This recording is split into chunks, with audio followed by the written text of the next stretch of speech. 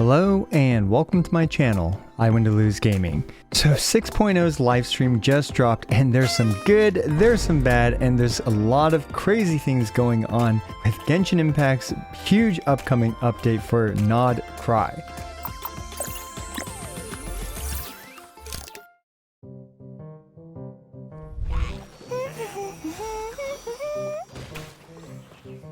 Now, this video is going to be unscripted, but I'm going to go over, the new stuff that I thought is pretty relevant to players such as myself, as well as, hopefully a lot of you guys. And there's a lot of exciting stuff, and there are some things that I am actually quite concerned about for this upcoming update. And let's quickly just go over some of the basic things that are coming. Here are the coupon codes on screen, and these coupon codes, of course, give you, some primo gems and stuff like that. Tired of Furina ruining marriages? Well, now you can ruin marriages at a discount thanks to today's sponsor, LD Shop, the world's most trusted Genshin Impact top-up site, saving you around 15% and developed by LD Player Emulator Group. The $100 Primo Gem package is actually $99.99 in game, but on LD Shop for new users, it's as low as $76.75. As for me, a regular user, I'm buying the 5 $100 Genesis Crystal packages so I can also ruin my marriage, all for my new waifu, Skirk. You don't even need to share your Hoyoverse login credentials, because all you need is your server and Genshin user ID. Then, after creating a one-time use credit card and purchasing it, which took around 2 minutes, I saved $65.56, and delivery was practically instant. And because I spent more than $80 since I'm a filthy whale, I got VIP membership where I redeemed a free Welkin Moon, saving another $4.99 for a total of $70.55 saved. Not only that, but if your first top-up bonuses haven't been activated yet, don't worry, purchasing through LD Shop will still activate those. And users registered using my link will receive 5% and 15% off coupons. Heck, invite some friends for some more 15% off coupons. And now that I'm $70.55 richer, now I can afford a new marriage license for my all-new virtual 2D waifu. Obviously, this is a joke. Don't worry, I'm still happily married. So what are you waiting for? Smash that link down below to save money on Genshin Impact with today's sponsor, LD Shop. Huge thanks to LD Shop for sponsoring today's video. And in terms of just some basic stuff that we're going to get some huge, massive lore drops. Lore players are going to be eating good in this update. And at the beginning, the EN, voice actors for NF as well as Flins provided a pretty good summary of what's going on as we go into nod-krai. So be sure to just check them out if you need a quick summary. Now, in terms of the new stuff that's coming, we've got 2 new artifact sets, very likely nod-krai mechanics related stuff. We've got 5 new craftable weapons, 1 new event weapon, and all this stuff I'm hopefully going to make a guide for you guys pretty soon once we have more details on those things. And everyone is also getting a free Ino upon logging in, and we are getting 3 new characters with Lauma, Flins, and Ino. The first banner is going to be Lauma plus Nahida, as well as a Sumeru Chronicled Wish banner full of a bunch of, Sumeru and Dendra related characters. And some of these characters are likely going to have some pretty decent synergy with Lauma, who, as they mentioned, is going to improve Bloom related stuff significantly. And for the second banner, we actually have Flins, and Ino, the new 4-star character, is going to be on the second banner. And we also have Yelan rerun with Flins as well. Flins, of course, is going to be a lunar charged based DPS character, it looks like. And yeah, I'm not going to go into too much detail on these characters, but do stay tuned for some upcoming content that's frankly going to come pretty soon about some of these characters.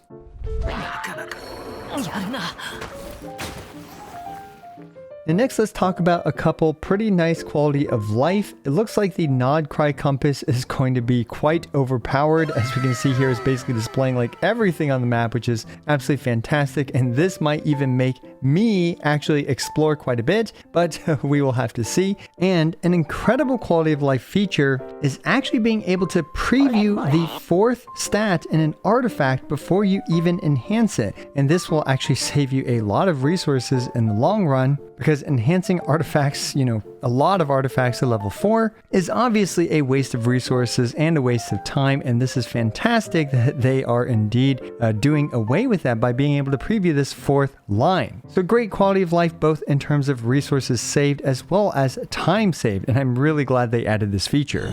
And we can also see the resin upgrades. And needless to say, this is going to be a great quality of life upgrade, as you know, people are just more busy these days. At least I feel like they are. And resin upgrades, we can now spend 40 instead of 20, and condensed resin will now condense for 60 resin each. Now, I'm actually really curious to see what happens to, let's say we bring over 5 condensed resin going into version 6.0. Do we actually get 100 free resin like this? Regardless, I'm personally going to craft 5 before the patch ends. Another minor quality of life that frankly should just be permanent, but it's nice it is temporary at the beginning of the patch, is a temporary lift on the time restrictions on materials in dungeons. So now no need to wait for like potentially 3 days or whatever it is in order to farm your weapon materials or talent books for your new characters. Now, in terms of some other new content, particularly combat, I'm not going to go into all the nod-krai shenanigans that's going on, but of course there's going to be new stuff in nod-krai to deal with.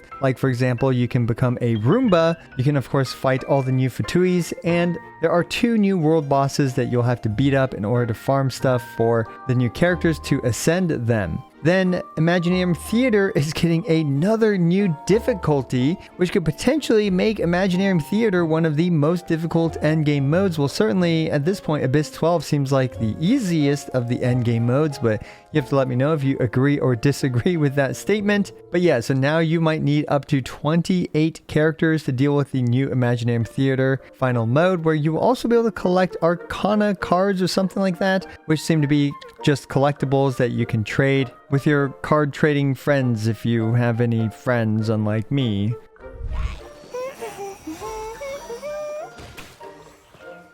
Okay, and now we've reached the big news for this patch, and some of this stuff is great and some of this stuff is a little bit crazy and not so great. So the big news is, first, we are getting a free standard banner selector, and now of course they have added Mizuki to the standard banner pool, so we are also able to select Mizuki. That's who I'm going to select because all my other standard banner characters are at Constellation 6. Although you might actually want to select one of those for a different reason. But we are also getting a Constellation selector where you'll have to participate in, I believe they said, 12 weeks of daily stuff in order to unlock this Constellation thing. And they also mentioned that this thing is basically recurring. So we're actually going to be able to select up to 4 of these Constellation selectors from a limited cast of characters. We can also see that it's likely that the unobtained characters we don't have, we might not be able to select their constellation, which might mean you can't just like, you know, get them for free effectively. You have to have the character first in order to select their constellation. Now, some of these characters are of course a bit better than others, but most of these characters are indeed a bit old. And also many of these characters actually require their constellation 2 to really hit, you know, is it worth it to get their constellations or not? So yeah, I mean, still, this is a step in the right direction, in my opinion. I've been saying that, you know, Genshin Impact should give just a universal constellation, at the very least 1 per year, in my opinion, so that way, you know, people can of course just choose a constellation for whatever character they want. But this is already a pretty decent addition to the game. Now, it is absolutely worth mentioning that you cannot select the same character's constellation multiple times over the span of, well, I believe a year or so. So, in other words, no constellation for Ayato for you to get that much closer to the Constellation 6 Boba Slash that he has. Now, this next part is where things get crazy, and it is the Masterless Stella Fortuna. Okay, I'm not sure how to say it. But when you use this item on a character, you will increase their level from level 90 to level 95 at the cost of 1 Masterless Stella Fortuna, or if you spend 2 Masterless Stella Fortuna, you can bring them from level 95 to 100. And the catch is, how the heck do you get these? Well, fortunately for all of you whales like myself, you get these from a 5-star character Constellation 6 plus dupes. And what's crazy about this is that this is actually retroactive. because this is retroactive for players like myself who probably got Constellation 20 Chi-Chi, I should be getting 14 of these from Chi-Chi alone, and who knows how many from all the other standard banner character Constellation 6s that I've lost over the years. Now my question is, how many do you think you're gonna get of these? Let me know down in the comments below if you guys have Constellation 6 standard banner characters that you have, gotten past Constellation 6 in order to get any of these retroactively. My guess is that a lot of you guys won't even get a single one of these, so your character's gonna be stuck at level 90. Whereas for whales like myself, or for, very long time free-to-play players that might have a Constellation 10 to Luke or something, then yeah, you guys might get a few of them. So I'm super curious to see how many of them you're gonna get down below. Now, they showcase this for Traveler as well as Flins. And I'm assuming that we can use this on 4-star characters as well, like for example Bennett, to provide a bit bigger of an attack buff. But we can see the scaling on Traveler is this, with a 4.6 increase to the Traveler's base attack going from level 90 to 95, and a 9.3% total increase going from level 90 to 100 to the Traveler's base attack. Meanwhile, Flynn's on the other hand is actually gaining around 10% of his base attack going from level 90 to 95, and 21% of his base attack going from level 90 to level 100. Therefore, I guess making Flynn's benefit more than Traveler, most likely, at least in terms of his damage output. We can also see for both of these attack scaling characters that their base HP and base defense go up by significantly less, at around 3.5-ish% per, 5 level breakpoint. So yeah, we may see a bigger increase for perhaps HP scalers in their, base HP, or perhaps a bigger increase in their base defense for defense scalers, but ultimately we will just have to see. It also appears like their Ascension stat, like for example, it could be crit rate or attack percent or elemental mastery, that does not appear to be getting boosted, but of course we will have to see when we actually get this feature. Now, I did some very, very speculative math in terms of how much damage, a character like Skirk will gain if, you go up from level 90 to 95 and up to level 100. And I'm basing it off of the ratio of, Flynn's base attack going up, as well as, the level going up as well. And we can see here that because of the base attack increase, as well as the fact that the character's level increases and thus, closes the gap a bit for the defense multiplier, Skirk would gain, assuming she gains, roughly the same amount of base attack as Flynn's does, she'd gain about 4.5% increase to her damage output going from level 90 to 95, or 9.2% damage output if she goes from level 90 to 100. Alternatively, if we use Traveler's base attack scaling going from level 90-95 to level 100, then Skirk will do about 2.8% more damage going from 90 to 95, and 5.5% more damage going from 90 to 100. So we can see here that there's definitely going to be different levels of scaling for, different characters, and it's going to be super interesting to see how this plays out, and there's going to be a lot of guide videos coming out just related to this one mechanic alone. And this is interesting because the difference in damage being 9.2% versus 5.5% is quite significant. And of course, with the end game mode becoming more and more difficult, like with dire difficulty and a new Imaginarium Theater difficulty, which personally I'm looking forward to that one the least. Yeah, I mean, this type of power increase, will be helpful. However, my issue here, and it's a really big issue, is that this seems limited to whales or at the very least, super long time players. And I'm not the biggest fan of that, but I'll talk a bit more about that in a bit. And this doesn't even cover the transformative reaction improvements, which goes honestly pretty crazy. Transformative reactions, in case you're not aware, they have a base damage number based on what level your character is at. And on the Genshin Wiki, they actually have the data for level 90 as well as for level 95 and for level 100. And for those of you that might be a bit more aware about, like the theory crafting in Genshin Impact, basically transformative reactions like, for example, Bloom, Overloaded, Electrocharged, these things, they deal significantly more damage as you level up your characters, which is why it's important to, for example, level a character like Kuki Shinobu, a Hyper Boom driver, to level 90. And we can see here that going from 90 to 95 provides an increase to the level multiplier by about 18.3%, and going up to level 100 provides a whopping 40% increase to the base level multiplier in comparison to a level 90 character. So yeah, I mean, Hyperbloom could go absolutely crazy, assuming you bring up, for example, your Hyperbloom trigger or, you know, whatever various Bloom, Burgeon, Overloaded, etc. triggers to level 100. So this is, in a way, a buff to transformative reaction damage, but again, limited to those of you guys who are able to get the Masterless Stella Fortuna item. So yeah, I find this to be some really interesting decisions here, especially in terms of the end game meta, as well as the way that they handle the level cap increase.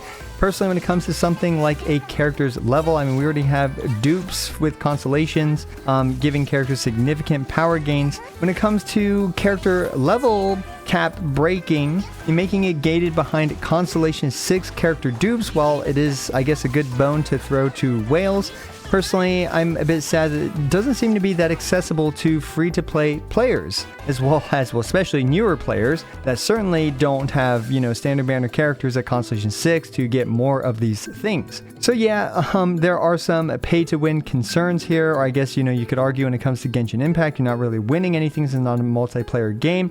And really, this could be considered pay to make it easier. Now, in my humble opinion, personally, I think they need to give these out for free, perhaps 1 to 3 of these per patch for everyone, because, you know, us whales, we're still going to try to, you know, use these to get more characters up to level 100 than not, whereas free-to-plays and stuff like that, they can bring their, you know, very few favorite characters that they want up to level 100. So yeah, let me know what you guys think about how they handled this level cap increase. Again, personally, I'm not the biggest fan, and also please take the calcs with a giant grain of salt. But at the same time, you know, Genshin Impact is a pretty casual game when it comes to combat and stuff like that, and a lot of the, you know, end game rewards are not that critical for, for example, account progression. Like, you don't need to clear difficulty 5 or 6 to get most of the benefits from Stygian Onslaught, yada yada yada. However, you know, it is unfortunate that, for example, we are indeed getting more rewards through these endgame modes, as well as the more difficult content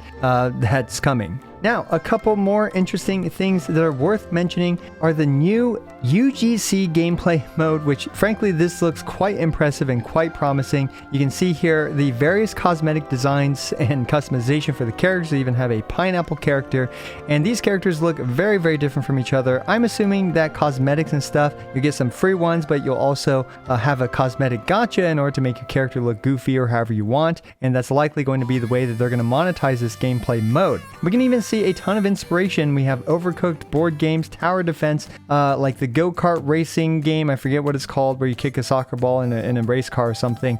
You've got Fall Guys, League of Legends, first-person shooter games. I mean, this looks like Roblox, but with anime girls. And one concern and issue that I have with this is I'm not seeing any of the usual cast of characters in this gameplay mode, which could be a bit unfortunate. And yeah, we might not be able to craft the actual endgame mode and endgame combat that, you know, players like myself have been wanting for a long time. Like, I've just been wanting a DPS test dummy for the longest time. And if we can't bring in our usual cast of characters into this gameplay mode, that is going to be unfortunate in my opinion. However, regardless, outside of that, it looks quite promising with the various content that people can create, and I'm really excited to see what people cook up with this gameplay mode. And yeah, that about covers it for version 6.0's live stream. There's some good, there's some questionable stuff with the level cap, but overall, in my opinion, this patch does look great, and I'm personally super excited to, you know, enjoy and experience nod-krai with you all. Let me know what you think about all this stuff down in the comments below, ranging from the free 5-star selector to the free constellation to the level cap increase going from level 90 to 100. And again, let us know how many of those Stellar Fortuna things you expect to get retroactively once 6.0 rolls around. As always, I appreciate every single one of you. This is I Want to Lose, signing out.